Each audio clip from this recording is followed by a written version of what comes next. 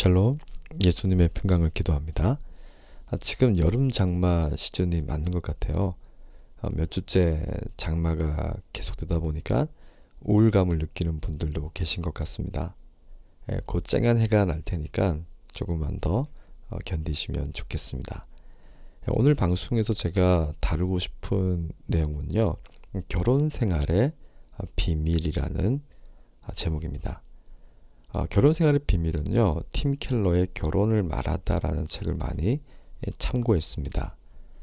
제가 방송에서 이 주제를 다루고 싶었던 이유가 있는데요. 오늘날 수많은 부부가 결혼 생활에 위기를 겪고 있고요. 그 위기를 넘어서 아픔과 상처 속에서 결별하는 분들이 너무 많은 것 같습니다.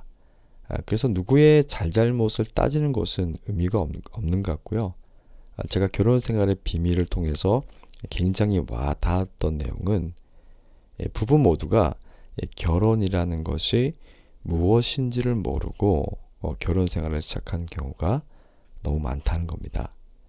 그래서 아프고 고달픈 시간을 보내다가 상처로 끝나는 부부들이 많은데요.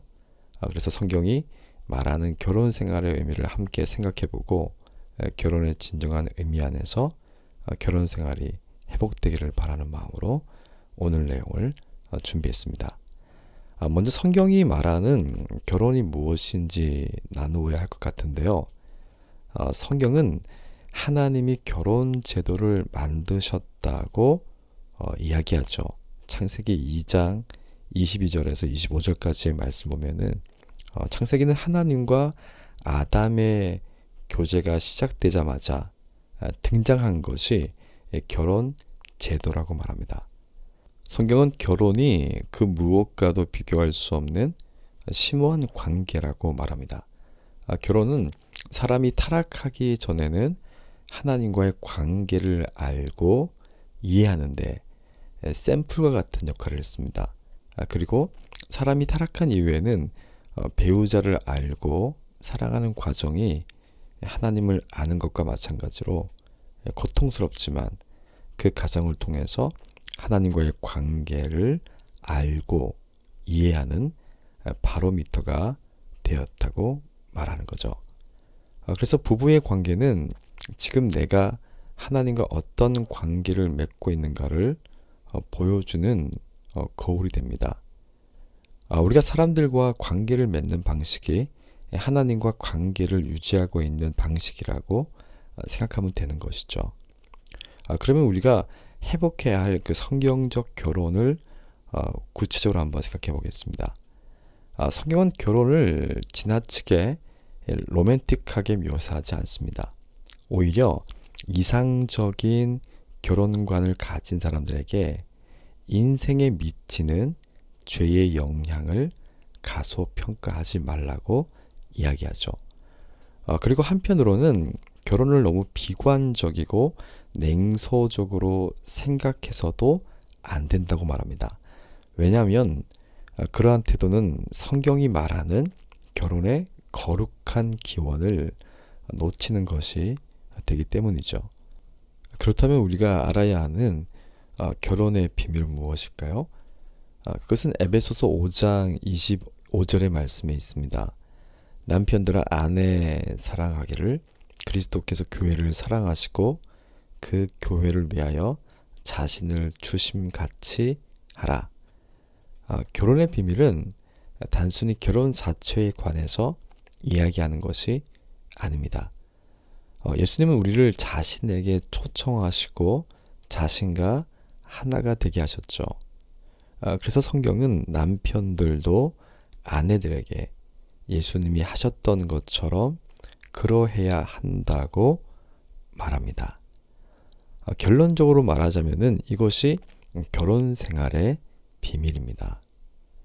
그렇다면 우리는 예수님이 우리를 위해서 자신을 주셨다는 것, 우리가 결혼 생활의 비밀이라고 말하는 것이 무엇인지를 구체적으로 알아볼 필요가 있습니다. 성자 예수님은요, 성부 하나님과 동등한 분이시죠.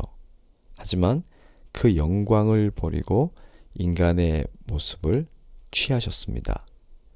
한 걸음 더 나아가서 스스로 십자가를 지셨죠. 그것 때문에 인류의 죗값이 갚아졌고 우리는 죄의식과 종죄에서 벗어나게 되었습니다. 우리는 예수님이 이와 같이 우리를 위해서 하신 일을 복음이라고 말합니다. 그리고 이 복음 때문에 우리에게 일어난 일이 있습니다. 가장 큰 변화는 예수님을 믿는 우리를 주님께서 자신과 하나가 되게 하신 것이죠. 그리고 신분의 변화도 있습니다. 죄인에서 하나님의 자녀라는 놀라운 변화가 일어났죠. 이제 우리는 결혼 생활의 진정한 목적이 무엇인지를 발견하게 되는데요. 결혼의 목적은 그리스도와 죄 용서받은 주님의 백성 사이에 영원한 관계를 구현해 내는 것입니다. 주님과 구원받은 백성의 영원한 관계는 무엇일까요? 이 진리가 참 놀라운데요. 하나님이 우리를 구원하신 목적 중에 하나는 우리가 원래 살아야 할 삶의 방식을 회복하는 것입니다. 그리고 그 삶의 방식의 원형은 바로 삼위 하나님에게서 찾을 수 있습니다. 삼위 하나님은 어떤 방식으로 영원한 관계를 맺고 계실까요? 성부와 성자, 성령은 저마다의 뜻을 이루기 위해서 서로를 조정하지 않으십니다. 삼위 하나님의 다양성이 삼위 하나님의 연합을 누르는 법도 없고 삼위 하나님의 연합이 삼위 하나님의 다양성을 해치지도 않습니다. 삼위 하나님은 연합과 다양성이 완전히 조화를 이루시는 분이시죠. 그래서 세 분 하나님은 하나이고 한 분은 또 셋이기도 합니다. 이러한 삼위 하나님의 존재 방식과 서로 관계하시는 인격적 관계가 우리가 알 수 있도록 나타나신 분이 계시죠. 그분이 바로 예수 그리스도입니다. 예수님은 세상에서 계실 때 하나님이라는 자신의 권세를 동원해서 인간을 억압하지 않으셨습니다. 오히려 아낌없이 희생하셨죠. 그래서 우리는 하나님이 우리와 영원한 사귐을 가지기 위해서 우리를 구원하셨고 그 영원한 사귐은 우리를 억압하는 것이 아니라 우리를 향한 하나님의 무한한 사랑의 희생이 영원히 나타난다는 것입니다. 하나님의 구원, 영원한 삶으로의 초대, 이러한 성경의 주제들과 결혼은 어떤 관계가 있을까요? 성부 하나님이 성자를 통해서 자신의 구원을 나타내셨는데요.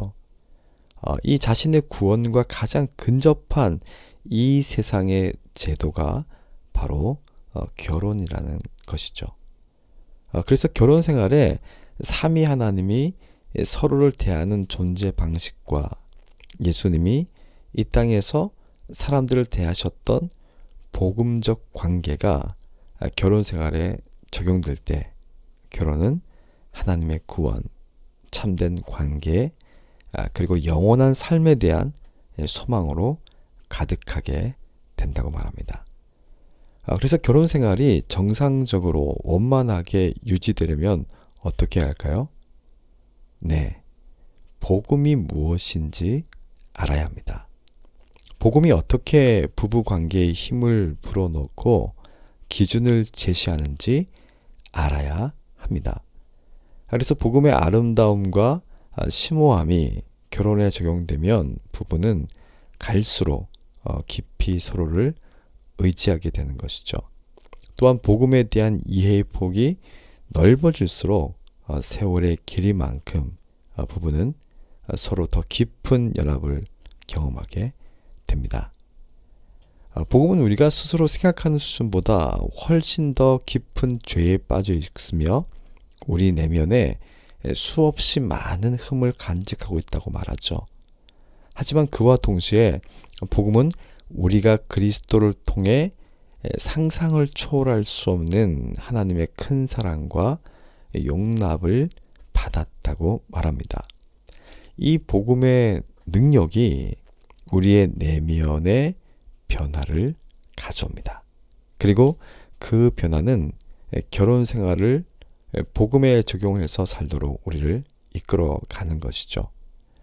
간단한 예를 몇 가지 든다면 복음 안에서 원만한 부부관계는 사람을 바꾸는 거룩한 사랑을 사무치게 경험하도록 만듭니다. 그리고 복음은 주님의 사랑을 채워서 설령 배우자가 마땅히 주어야 할 사랑을 베풀지 않는다 할지라도 올바르게 대처할 수 있는 힘을 주십니다. 배우자의 죄와 결점을 보고 때로는 이야기하지만 여전히 사랑하며 온전히 용납합니다. 그리고 배우자가 복음의 능력에 힘입어서 이전과 똑같은 진실하고 헌신적인 사랑을 보여줄 때 머지않아 나의 배우자가 복음적으로 바뀌고 그 사랑에 반응하게 될 것을 우리는 기대할 수 있습니다. 이것이 성경이 말하는 크고도 놀라운 결혼 생활의 비밀이라고 말합니다. 다음 방송에서는 결혼 생활의 비밀 두 번째 시간으로 부부가 서로를 어떻게 대하는 것이 복음적 결혼 생활인지 함께 나누는 시간을 가지겠습니다. 오늘 하루도 예수님의 복음의 은혜로 살아내시는 여러분 되시기를 축복합니다.